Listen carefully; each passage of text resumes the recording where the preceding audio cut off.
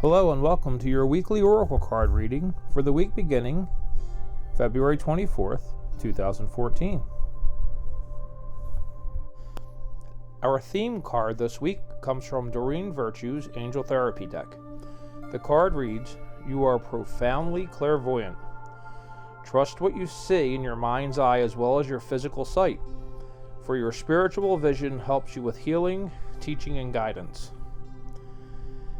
It's a pretty good theme. We'll see how the reading pans through it as we're moving forward in this journey and this reinvention. Certainly developing our gifts is a huge part of that. So let's move forward and see what the reading brings. For the reading this week, I'll be using Mary, Queen of Angels. Now, Mary, in this sense of the word, though is recognized as certainly a powerful deity in the Catholic religion, is more of a non-denominational figure here. We see her listed as the Queen of Angels. And Mary is an ascended master and does exist as a light being outside of the Christian religion. I mean, it's just universally speaking, she is one of our master teachers and exists as a light being for all cultures to call on. So with that said, let's get into our reading. The first card up, we have Joy. Enjoy this moment. By enjoying this moment, I am giving thanks to God for my life. This is a very powerful concept. I'm getting a little kind of overwhelmed a little bit with emotions. It's trying to find my words here without going into that channeling state. It's really about living your life with joy. Everything we've talked about up to now, 80% of my reading speaks of finding your joy, finding your inner child. It is through joy and living our joy that we get to express ourselves to the fullest. And in doing that, expand our vibration and therefore ascend, spiritually speaking, to a higher level. And it is through this that we will start to unlock and recognize and realize the gifts and talents that we have. So joy is a wonderful start to the week. Find anywhere where you may be lacking joy and search and really look for those opportunities to find that silver lining. Ask for heaven's help in transmuting anything that is not joyful into joy. Remove the negativity from it. Find ways to remove yourself from situations if need be. And really work on finding your joy in the first half of this week. So let's see what we have next. And we have for your second half of the week, signs. It's appropriate because as we're praying and looking for guidance, signs are really the simplest way that they can communicate with us. And if we're shut down or in denial or not in touch with the gifts that we all have, we're just being not kind of present in that moment to have them. Signs are something that if we are conscious and looking for them, they easily can communicate with us. Synchronicities as well. Things like the numbers on the clock we've discussed before, the 1111s, the 444s, 222s, that type of stuff. Signs are really relevant, in this journey of early development of any of the clairs, is recognizing that there's communication going on to begin with. So let's see what this card has for us. I watch for, noticed, and trust the signs that heaven continually sends. So this card is clearly just a message of, in opening up your clairs and opening up to the reality that you are all divine beings and have such abilities, looking for the signs, I think, is the first step that makes it real for you.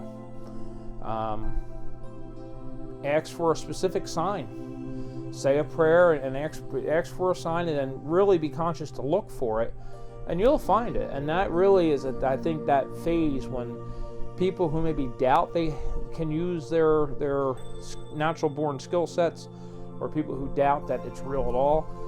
Signs is what really starts us on the path of acceptance that it's real, it's tangible, and that we are capable of such communication.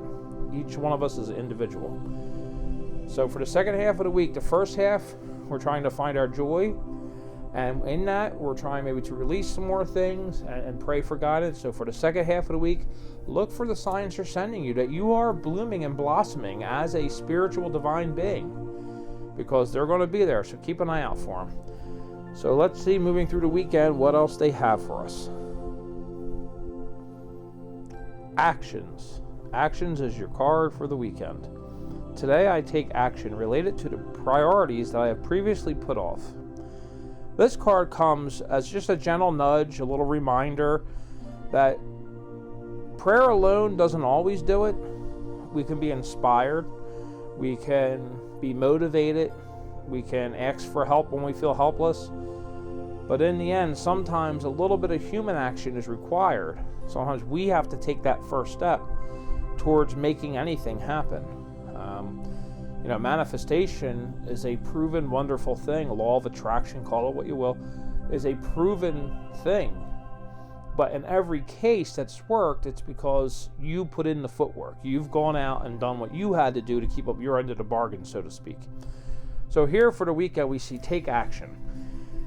So as we move through this, you may be feeling like there's a workshop you've been meaning to take, or someone you've been meaning to go see to talk about this, or just cutting 10 minutes a day out of your schedule to find time to meditate. Whatever it is, specifically related to developing yourself as a spiritual entity, I think this week's reading has really kind of said it all, and it couldn't have wrapped up any better than with taking action. So give thought to what you as an individual on your individual journey, what it is that you may have been putting off that will bring you joy, and find a way to pursue it. Just make it happen. The biggest stumble block for many of us, including myself, is making things that we think are important priorities while taking things that are truly important for who we are at a soul level and putting them aside. Work, family obligations, all this stuff kind of gets in the way sometimes.